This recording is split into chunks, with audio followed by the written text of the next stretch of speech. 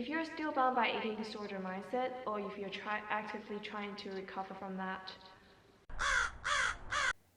Basically, after going through years of eating disorders and trying every single diet on earth, I concluded that most of the time, my body knows better what it needs to survive and function in an optimal way.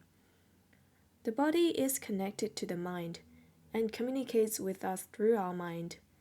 Intuitive eating is an approach to eating that focuses on the body's response to cues of hunger and satisfaction.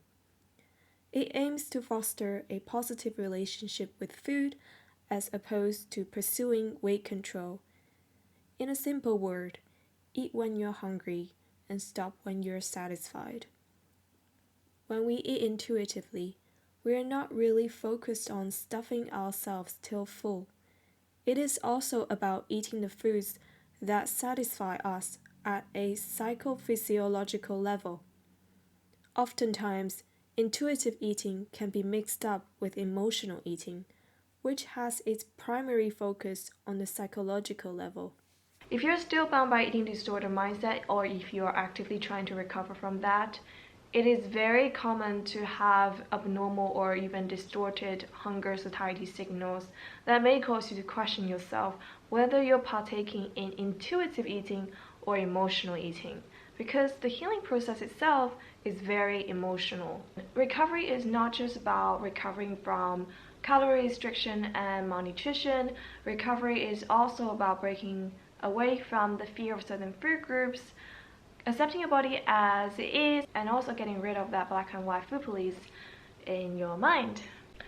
So what I would say is that focus on your recovery first. That's your priority. Your priority is to foster a better relationship with food, and when you can hear your hunger signals clearly and calmly, and if you feel ready, you can always come back to this video to consider the following points. Emotional eating as a form of coping mechanism or escapism. One very big distinction from intuitive eating is that emotional eating is considered to be one of our most accessible coping mechanisms in a first world country. Have you ever grabbed a bag of crisps or tub of ice cream because you felt lonely or sad that day? I definitely have, and I still do it now sometimes. It is so much easier to resort to instant gratification with food that fuels that dopamine feedback loop than to study, to practice playing a sport, painting, or learning a new language, which involves some low-grade suffering. It is so much easier to turn to highly palatable foods after work than to face how dissatisfied we are at work and the difficult feelings that emerge from challenges in our own lives. But then, I always feel so empty inside after conforming to instant gratification, and in the end, nothing really changed as in our mind. The reward was given before anything was ever achieved. As human beings, we cannot escape suffering. We can only choose what to suffer with.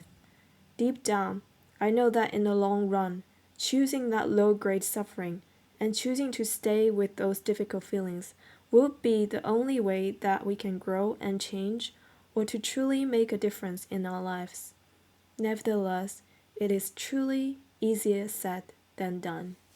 As somebody who has studied nutrition food science, I understand how companies are designing and creating processed foods with the most palatable proportion of flavors, textures, and appearance to get consumers hooked. With the advancement of technologies, a lot of processed foods nowadays that we love are designed to hijack our dopamine feedback loop. Although I do appreciate food companies' effort to create very tasty and delicious snacks and dessert. In fact, I really appreciate these little moons. I was so happy when I saw them on sale yesterday, and these two are my favorite flavors of the Little Moon collection. I have a dream about little moons raining on me, or maybe hailing on me. Little moon, hail on me. Okay, maybe it's better just to remain as a dream. Delicious though.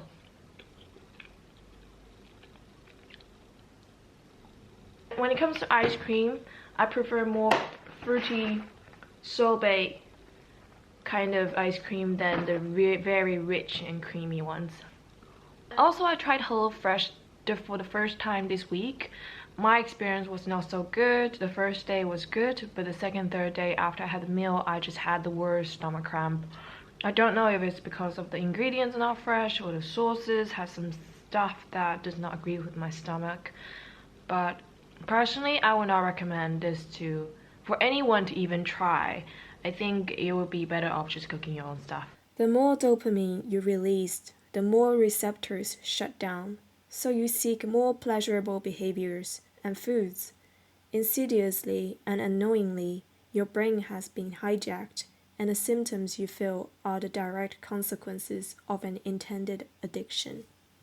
Obviously, they're not just talking about food here, it is applied to various activities that release a reward signal in our brain. But it makes sense that when you have foods that are highly stimulating and palatable all the time, you may find the everyday home-cooked meals less appealing as your dopamine receptors become less sensitive, which is what leads to an addiction that cause you to want to chase more dopamine release by eating more of those processed, highly palatable foods. Just like how we want to maintain insulin sensitivity, we also want to maintain dopamine sensitivity. A lot of processed foods are manipulated to be more addictive than ever, and will only become more and more addictive. So, a really good tip I personally use is to have as much home-cooked meal made from whole foods as possible. And when I do shop any processed foods, I would check the ingredient lists to see what food additives they have.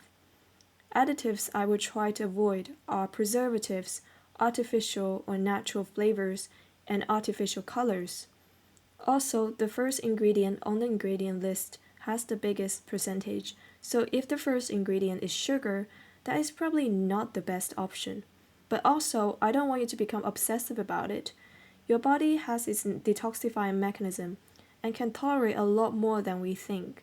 So, whilst we want to try to avoid certain additives, we don't need to make ourselves a food police, and you will not die if you have them occasionally. It is just a tip for you to choose a better option if there are better options with better ingredient lists.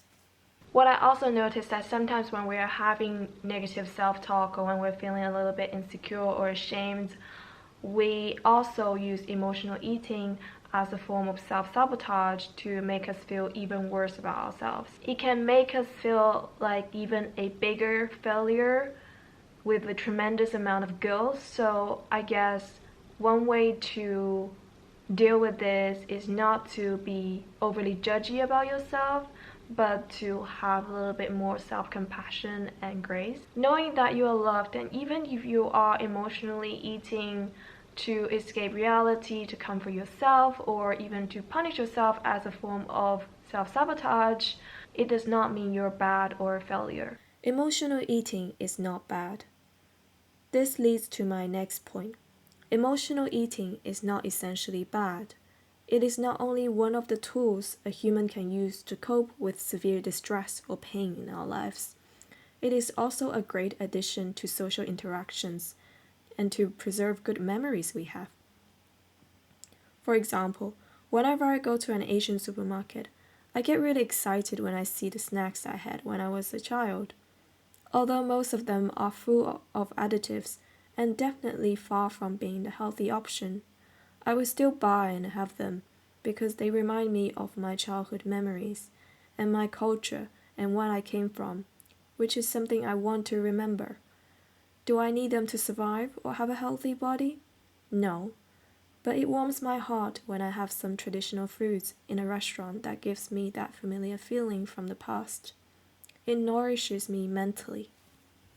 The goal is to become more aware of whether you're partaking in emotional eating or intuitive eating.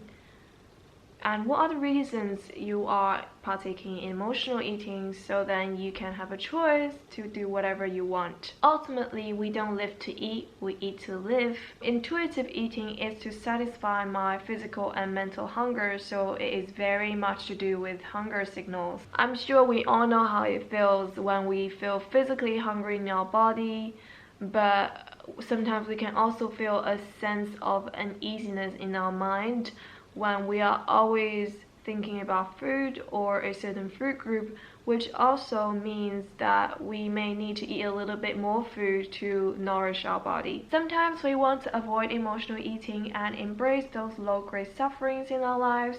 Sometimes we choose to emotionally eat due to various personal reasons. You know yourself the best, and if you have clicked on this video and watched it to this point, I'm pretty sure that you're already doing your best. So, be kind to yourself, respect your body, and also care for your mind. But I also want to challenge you to let go of this as a coping mechanism sometimes, to be present with your difficult feelings, because only then you're able to see the things you are not able to see, and only then you're able to learn something new and realize that your life is so much more than what you think it is.